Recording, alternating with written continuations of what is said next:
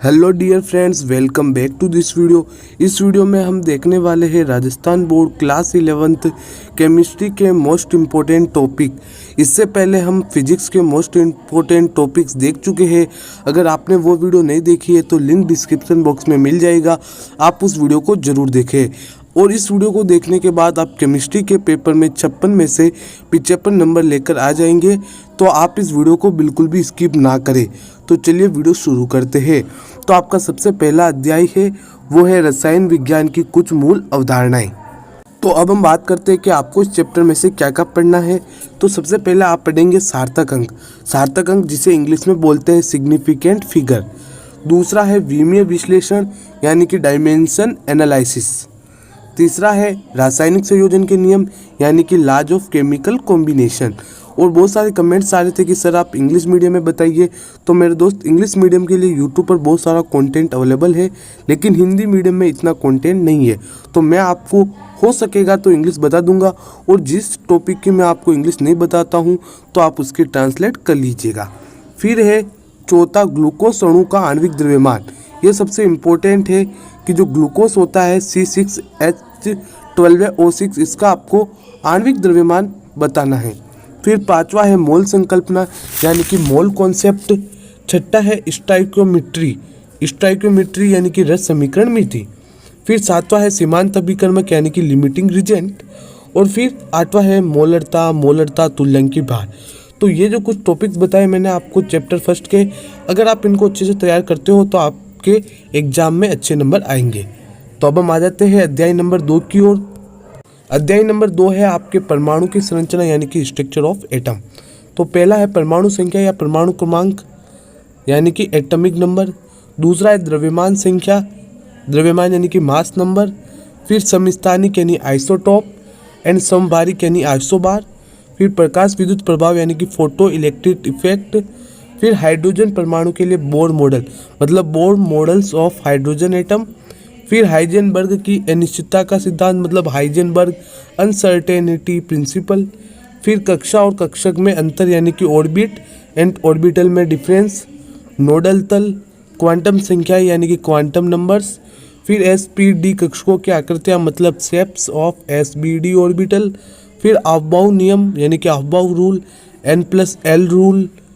Pauli का अपवर्जन नियम यानी कि पाउली का जो रूल है वो आपको पढ़ना है।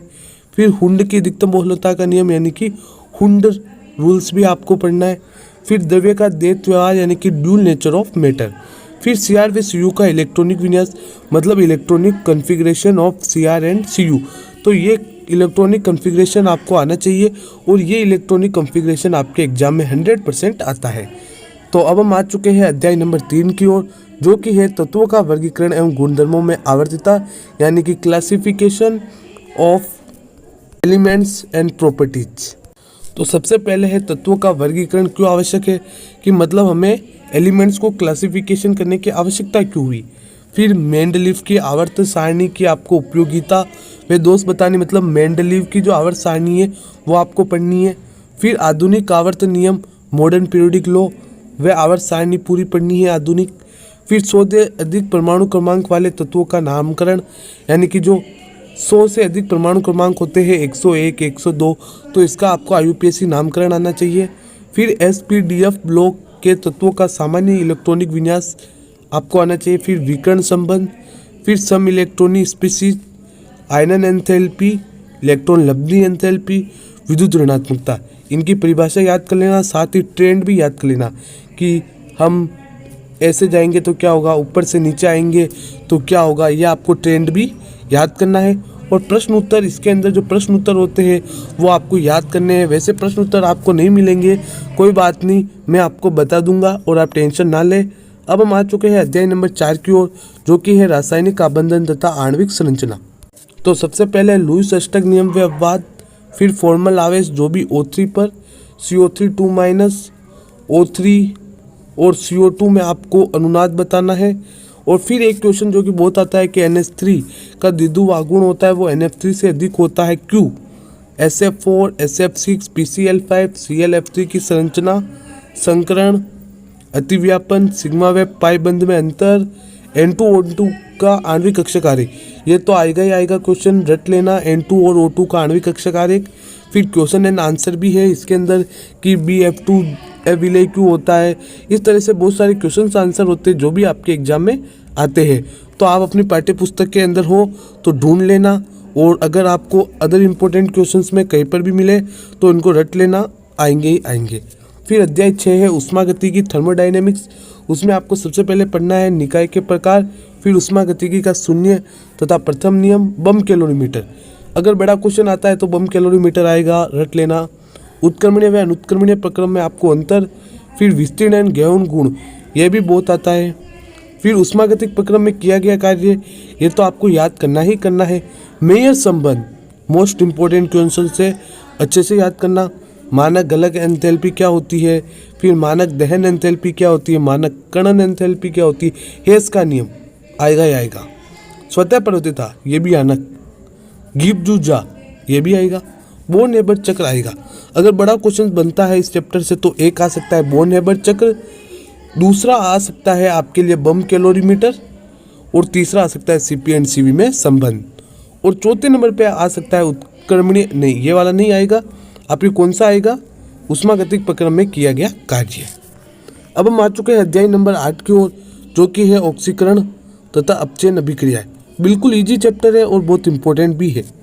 फिर है ऑक्सीकरण अंक ज्ञात करना, सबसे पहले स्टोक संकेतन, असमानुपातन अभिक्रिया, फिर अर्ध अभिक्रिया विधि द्वारा रासायनिक समीकरण का संतुलन। ईएलई में फिक्स क्वेश्चन है 3 नंबर का, अर्ध अभिक्रिया विधि द्वारा रासायनिक समीकरण का संतुलन, रट लेना, आना फिक्स है, मैं पहले ही बोल रहा हूँ। फिर डेनियल सेल, ये भी आएगा, रट लेना। ओके, मैं ये जो चीज़ें बता रहा हूँ वो तो आपको रटनी ही रटनी है। इसके साथ ही आप अदर चीज़ें पढ़ते हैं तो भी बहुत ही ज़्यादा अच्छा होगा। अगर नहीं पढ़ते हैं तो इनको तो आपको अच्छे से याद करना है, बिल्कुल एकदम डिट्टो को भी याद कर लेना है। फिर अध्याय 10 है एस ब्लॉक तत्व। इसमें आपको ज्वाला परीक्षण पढ़ना है, द्रव अमोनिया से क्रिया, लिथियम मैग्नीशियम में विकर्ण संबंध, बिना बुझा चूना यानी कि CaO, बुझा हुआ चूना मतलब CaOH होल ट्वाइस, POP मतलब CaSO4 dot half H2O, BeCl2 की संरचना आपको आनी चाहिए।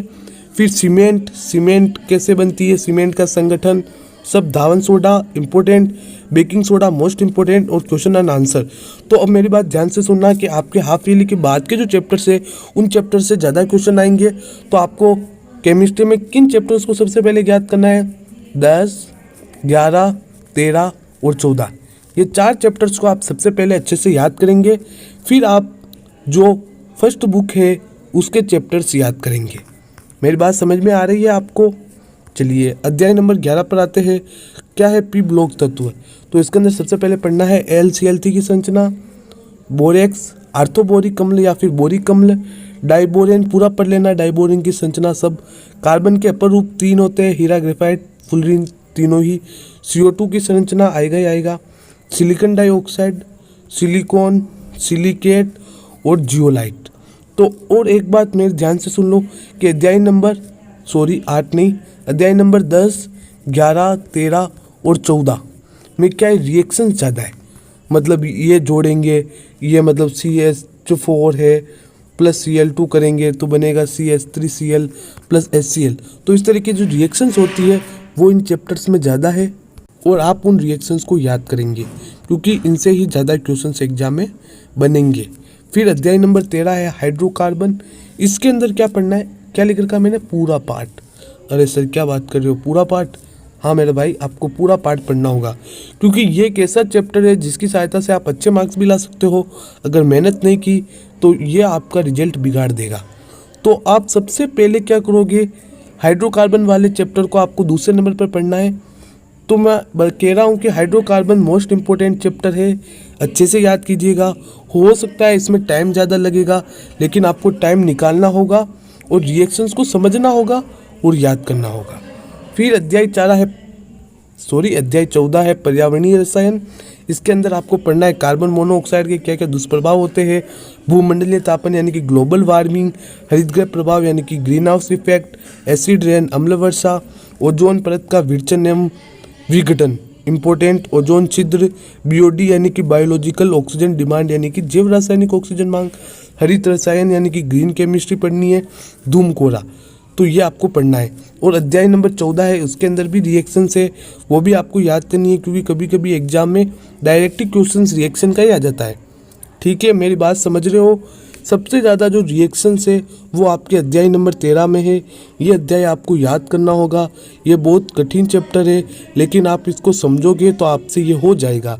और अध्याय नंबर 14 है, जिसके अंदर थ्योरी ज़्यादा पढ़नी है और कुछ रिएक्शंस है, वो सारी रिएक्शंस आप अच्छे से याद कीजिएगा। और एस और पी ब्लॉक के अंदर भी जितनी भी रिएक्शंस है वो सभी रिएक्शंस अच्छे से याद कर लेना मेरे भाई, अगर अच्छा नंबर लाना चाहते हो एग्ज़ाम में। तो मैंने क्या कहा, सबसे पहले आप हाफ ईयरली के बाद वाले चैप्टर्स को याद करोगे, जिसमें से सबसे पहले आपको अध्याय नंबर 14 याद करना है, फिर आपको अध्याय नंबर 10, 11 याद करना है और अध्याय नंबर 13 याद कर लेना। ये थोड़ा बड़ा चैप्टर है, लेकिन आप इसको अच्छे से याद कीजिएगा।